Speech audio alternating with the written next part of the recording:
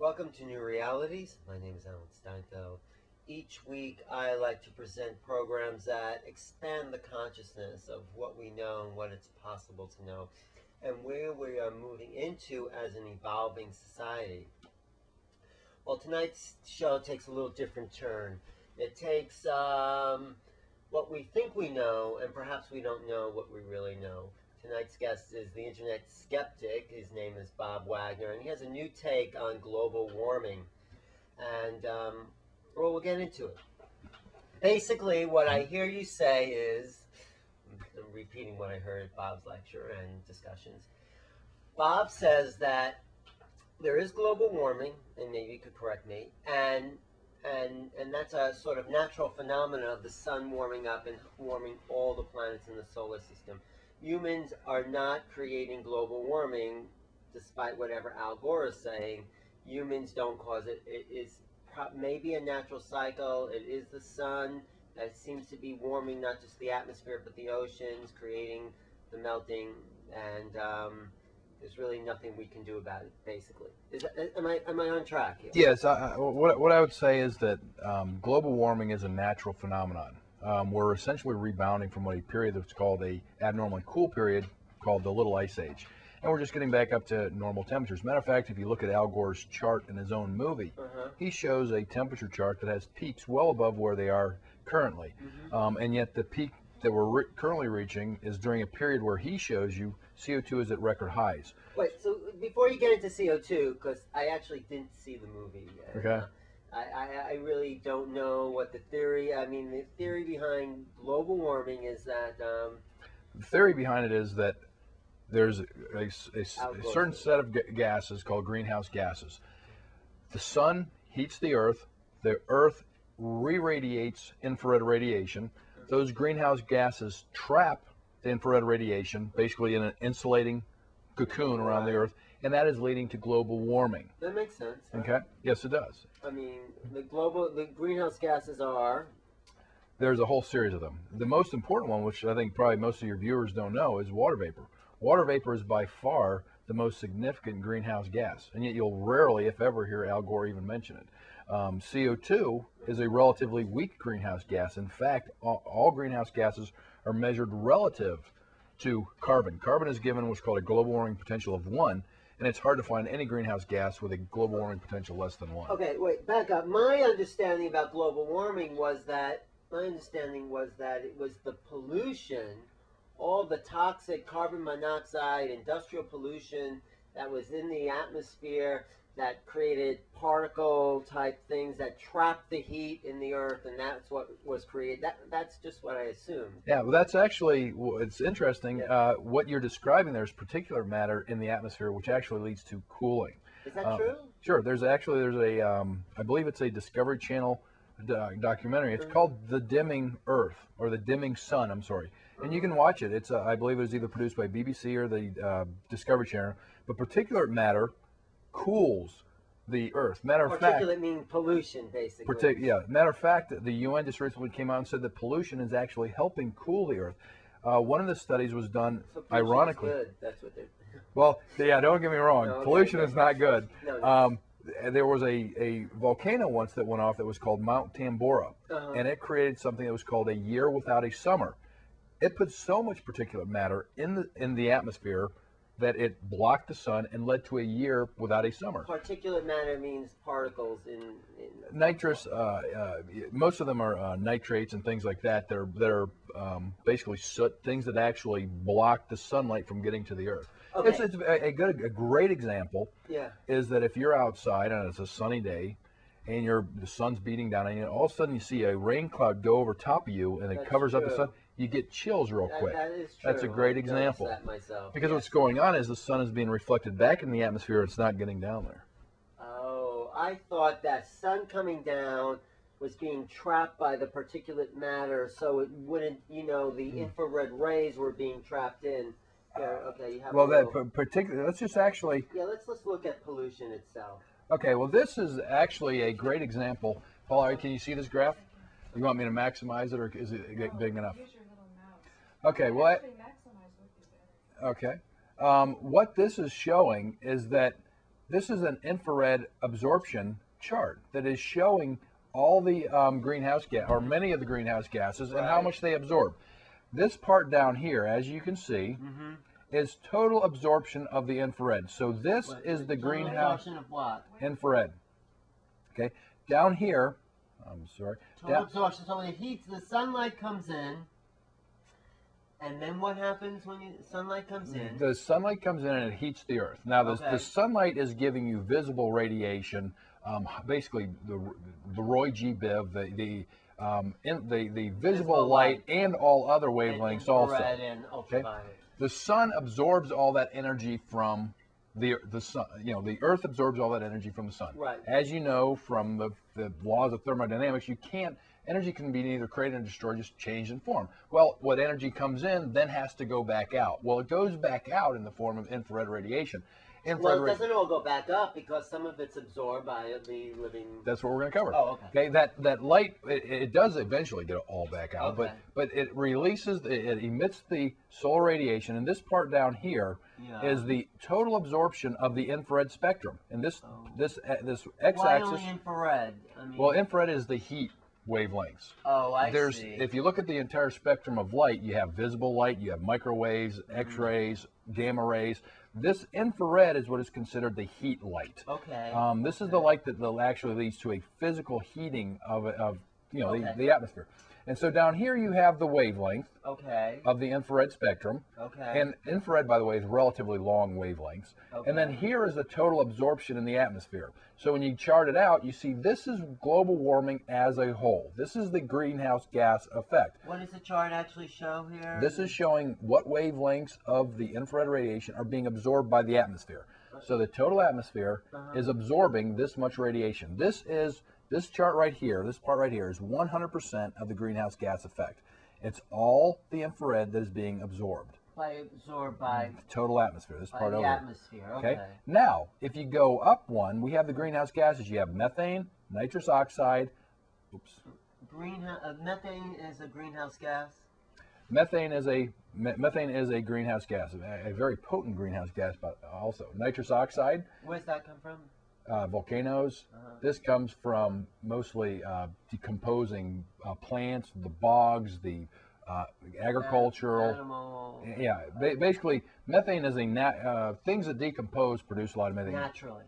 Yeah. Mother Nature produces, by the way, most of these greenhouse gases. Okay. Now, what? Carbon monoxide from? Carbon monoxide. I see dioxide, but CO is carbon monoxide, which is lethal. Yeah, carbon monoxide. It's just not a major greenhouse gas, or at least it's not. Yeah, there's just not a great deal of it. It's not. What about all those cars and? There is carbon monoxide. It doesn't.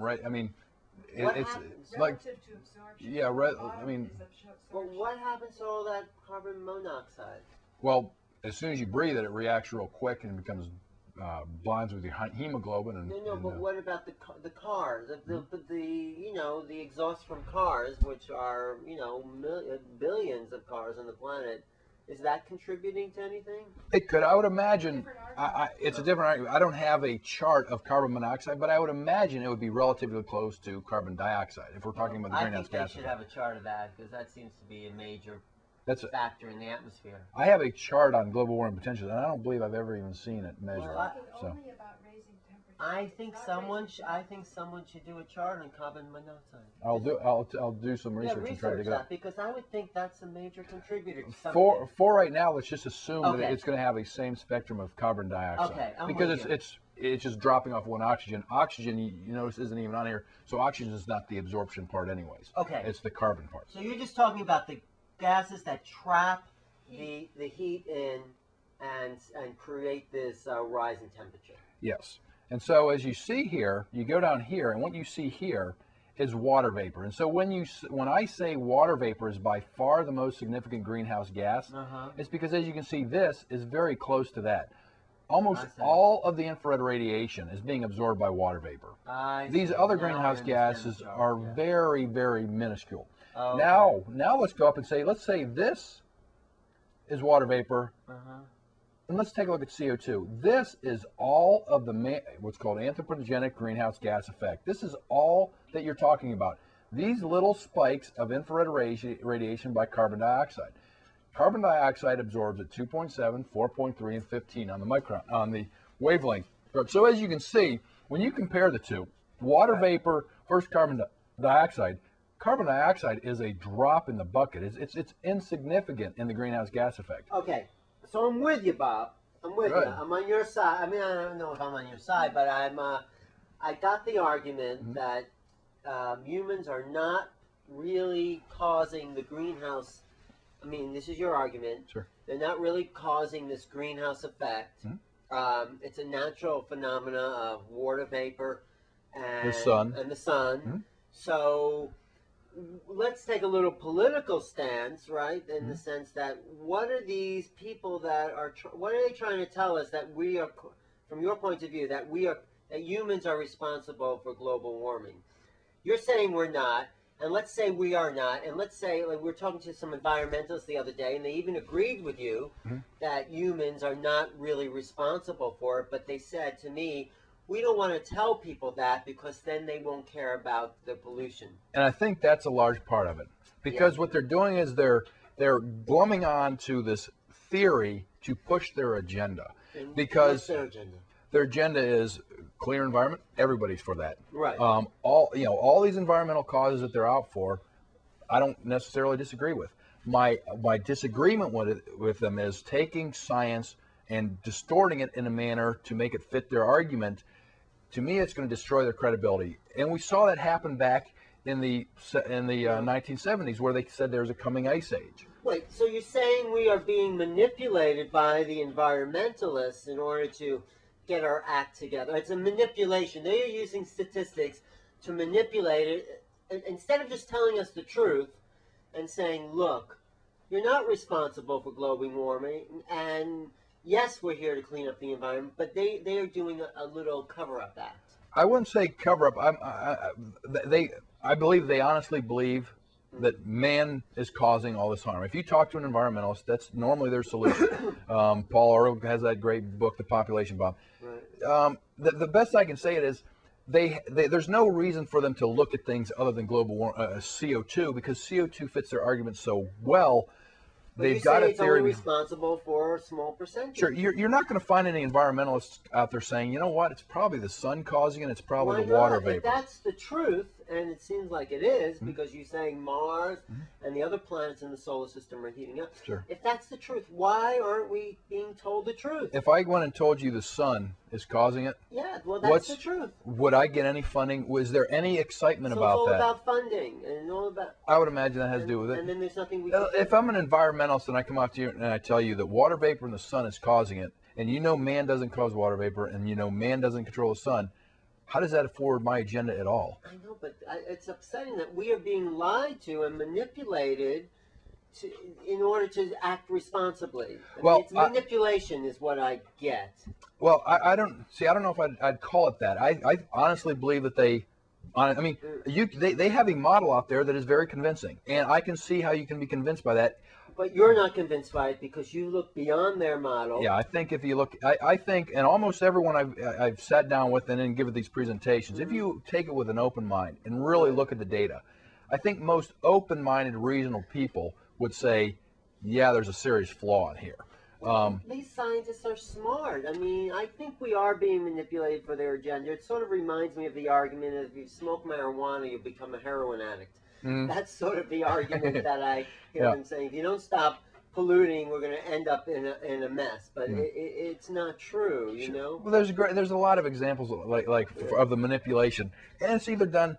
I'm not as skeptical to say that they're doing it deliberately. I just think that they want to believe they have a cause that they're fighting for. They're not going to want to see the other side because it works so much against them. You know, you can go back and you can take a look at the cooling Earth. Right. You can look at the silicone breast implants. Silicone breast implants? Well, it was told to be, you know, we sued Dow Corning out of business because they were supposedly causing these connective tissue disorders. If you go look now, silicone breast implants are not only FDA approved, they're back on the market. They are? It was totally on junk. I did not know that. It was totally based on junk science. Really care. Yeah, but, I mean, no, I'm sure. I'm sure you do care. I'm sure, you know, it's interesting once in a while. But that was just the most. And DDT is another example. You know, DDT? DDT is another example. Isn't that like a poison? No, actually, if you look it up, the World Health Organization is actually recommending that they use DDT. DDT? Isn't Sure. it with the Silent Spring, Rachel Carson, that Yeah. whole book? You know, And about the that's a poisoning great, of sure. Well, And what happened was when we banned DDT, what did we do? What? We suddenly allowed malaria to spread throughout Africa, and literally has resulted in a million deaths a year due to malaria wait, in isn't sub-Saharan Africa. DDT poison? DDT you could literally drink. But It is why not a is the poison. whole thing about it being poisonous? That's what I'd be. You should do a show on that. Dig into the No, truth but behind why, DDT. But why are they telling us this? And what about the Silent Spring? Well, once again, you can push. There's an agenda out there that you're out to save the environment. They went out there, and the way that they approached saving the environment was to banning DDT. The result of banning DDT was now we have malaria spreading throughout Africa. Just recently, they showed that the malaria in Africa has helped to spread AIDS. And so now you've got a situation where by banning AIDS, you've led to these incredibly... DDT, Yeah. by banning DDT. By banning DDT, you allowed malaria to exist. You have literally lost 1 million lives a year due to the Really? banning of DDT. So is DDT coming back now that they... Sure, they are now actually if you do a Google search, World Health Organization DDT recommends its use, it'll pop up. These are things people don't know, but if you do your research, you'll find they are actually occurring. Well, it reminds me of this ad I saw in 1962 of Life magazine. Sugar, the new nutrient. Yeah. It'll give you energy and you won't have to eat it. Smoking was good for you. Yeah. There's a lot of propaganda that always fits somebody's agenda. And, Sure. And you're saying this global warming is another one. It's a convenient argument to push an environmentalist agenda. And that's, if you watch the show, The Great Global Warming Swindle, they show how this was formulated. It came out of England. What is the swindle? The Great Global Warming Swindle. But what is the swindle they're talking about? The swindle is that they're using the science to put the argument is that this is a leftist political agenda masquerading as science. Wait, this or an global environmental. Warming, this is the conservatives saying this. No, this is the BBC. The BBC says this is the great. leftist. It's a environmentalist or a leftist social agenda masquerading as science. And what they've done is they've taken this because it's so convenient to blame CO2 industrial production. I mean, all along you've had this political argument or political enemies of capitalism, corporatism, industrialization, things like that. Well, when you tie the problems the world's having to carbon, which is the main production of industrialization, right, you can immediately, it works right into your argument against capitalism, growth, all those arguments. What's the other side? What should we do? I mean, what are they saying we should do if we don't have capitalism or that kind of industrial growth? Well, it's just like the Green Party of Europe. I mean, what do they want to do? They want to tax their anti-growth. You've got Paul Ehrlich with the population bomb. You've got what do you mean anti-growth? Population growth or both population growth and industrial growth. They don't. From my understanding, I'm not an expert on their political agenda, right, but what I gather is they're not big fans of capitalism, corporatism, and growth. What do they have replacing that? What would replace? Like more communal living? I think that's what we should be talking to them about. When we have our events, the environmentalists show up with one agenda, and it's population control. Population control. Population control. I really do think we have enough land and food to feed everyone and more if the distribution of the food went beyond the greed of the people who own those resources. What I would say is, I mean, you're probably implying that capitalism is greed, or this system is greedy. You got to remember, we're the breadbasket of the world, so it's our greedy system that's feeding the world. Well, we're not, though, feeding the world. There's a lot of people who are going hungry, even in this country. So I think there's greed involved in industrialization. Do you think the U.S. feeds more people than the third world? Actually, I mean, don't if you look at I know India. I was in India. It doesn't seem like people are poor, but it seems like people eat there. But when you see these humanitarian efforts going out there, and they're carting in these tremendous amounts of grain to feed the starving people in Ethiopia and Somalia, where do you think that grain comes from? It's coming from us. It's our capitalist system. Our capitalist system is so rich and produces so much. Different than producing grain. I mean, those are two different things. Well, grain is a product. Grain is a product, but Sure. I think we have, just going back, I think we have enough food to feed the world collectively, not just here, but everywhere. To show you how absurd it is, we are producing so much food in this country that we're not even eating it, we're distilling it and burning it as ethanol. That shows you how absurdly productive we are with our food things. We can literally burn our food. So let's, I mean, I don't know, if I'm not a fan of capitalism, but I don't know any other system. You know, they used to say. Yeah, that's the best, that's how I put it. Capitalism may have its problems, but it's the best system we've got. You know, it may have more of a socialistic equalization of wealth and resources. I believe it's possible to be more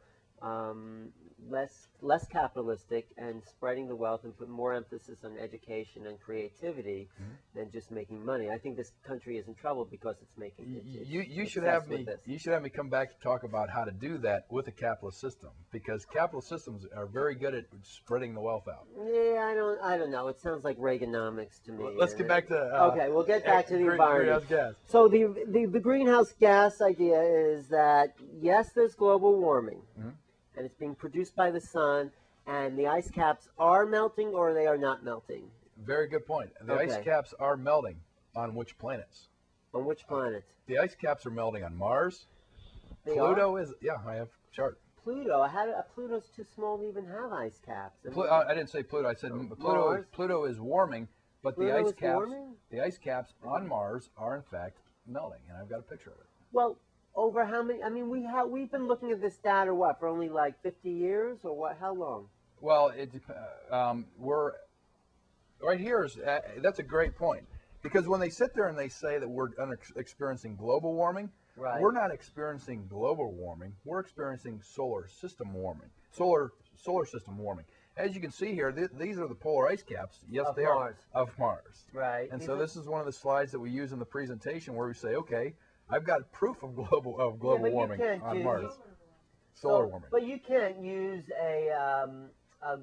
pictures that are only taken over 2 years. We're looking at hundreds of millions of years of. But that's evidence of warming on Mars. Well, just within a 1 year period, right? It only goes from October to, less than 6 months. So it's probably seasonal on Mars, right? Not necessarily. Let's take a look at that, and I'll show you the research that says. That's just one example, but here's what the scientists are saying. There's climate change hits Mars. Also, they show evidence that Pluto is warming. More importantly, this is all basically just symptoms of a warmer sun. Why not just go take a look directly at the sun, and what does the sun say? The sun says that it's the warmest it's been in the last 11,400 years. So it shouldn't be surprising that we are reaching an record high temperatures if, in fact, the sun is reaching an all-time high. And give me a second. Well, that makes sense. Also, there's the fact that Jupiter seems to be heating up and possibly could even become a second sun. Have you heard that theory? That Jupiter emits more radiation than it takes in. I saw something like that. I couldn't figure it out. Yeah, I couldn't figure out how that would work. Jupiter is a major factor in solar system warming. Jupiter could never become a sun, though. Why not? Suns are huge compared to a planet. But here's small suns, right? Anyway, I'm a small sun. Yeah, but this is an example. The sun is warmer now than in the past 11,400 years. Does that surprise you? How do they know how warm the sun was 11,400 years ago? They use sunspots. So they have. There's multiple ways to. Well, using sunspots show you by measuring the sunspots, it gives you a relative idea on the heat of the sun. Can they measure sunspot effect within soil or on the Earth? There's isotopes also, because a hotter sun sends out more cosmic rays and various rays that will create isotopes in our atmosphere that get trapped in, just like they do with the ice cores. They can trap those isotopes, go back. So as certain isotope concentrations increase, you can trace that to an increase in solar radiation. So when did this article come out? It shows right there, 5/11/2006. 5/11 is about a year ago. Sure. So, and it's getting warmer every year. So the sun is heating up due to its own natural cycle of life, right? Sure. So there's nothing we can do about that. And that's the key point. The key is if you can't do anything about it, isn't it more intelligent to go about adapting for the changes that are going to happen anyways than try to fight something that you're not going to be thinking? Because when they talk about stopping global warming, man-made global warming, they're talking about spending 3 to 5% of GDP. That's On quite what, a bit. though? On what? That's the whole point. Exactly what is the government going to do? Are they going to do like they did with tobacco when they, taxed tobacco and they stamp out tobacco? Okay, so smoking, your like, idea is, okay, let's deal with the truth as it is, and what are we going to do about the fact that the sun is warming up the planet? Sure. What's your suggestions? You can't do anything about it. So Okay. what you can do Yeah. is you can not waste 3 to 5% of your GDP trying to stop the sun from warming the Earth, because no matter how much money you pour at this, you're not going to be I able to. know, but what can we do to prepare for that or adapt to that change? Just like all societies have done in general. I mean, if in fact the oceans do go up, you can use your 3 to 5% of your GDP to build a wall around Manhattan. But more than likely, it's just going to be gradual changes over time, and things will just work out naturally anyways. I mean, Well, you remember just in the naturally. last 1,000 or 1,500 years, remember the Vikings inhabited Greenland. So there's still people in Greenland living sure. there, I mean, but and they weren't wiped out. We didn't lose the polar bears back then. So there's just natural adaptive things you can do, but you have so much time to make those adaptations. It's nothing to be alarmed about. So you're saying the environmentalists alarming about global warming and we're destroying the planet and the fish in the ocean will be gone in 40 years. All that is just hype I would say that's to all. control people. Sure. For what reason? From my understanding of what their agenda is, Yeah. and I'm not an expert on No, that, no, but they are not big on population growth. They're not big on capitalism. Well, They're not don't big you on think corporatism. it's good to not educate people so we don't have this huge increase? Don't you think it's a good idea to, I wouldn't say forcibly limit population growth, but to educate people and say that we do have limited resources. Don't you believe in population limitation? We do have limited resources. Right. Yeah. But we have also done a very good job supplying this. Al Gore shows you a burst in population, but people are being fed with huge increases in numbers. We've increased our agricultural productivity. But my problem is, and I think that's the most important thing that you're getting to, and you have to be very careful about, and the events that I've seen, both the ones that I've given and the ones that I've attended, is the talk about population control. Now, people always start, like what you just said, we're going to do it in a humanitarian way. Yeah. But you don't need to worry about you and how you would handle it. You have to worry about it when a Stalin decides to do something about it, when a Kim Jong-il decides to do something about it, when So you're saying dictators will use the idea of population growth, saying we want to limit this and therefore cut out certain population, and then that's exactly. I would say it's Okay. very dangerous to give these dictators that kind of power, Okay. and that's kind of an incentive. Bob, we're out of time. Thank you. I'm talking to Bob Wagner, the internet skeptic. Website is stopdumbingdown.com. I'm Alan Steinfeld for New Realities. Email me at newrealities@earthlink.net, newrealities.tv. Listen to me on BBS Radio, 9:30 Sunday night. Thank you.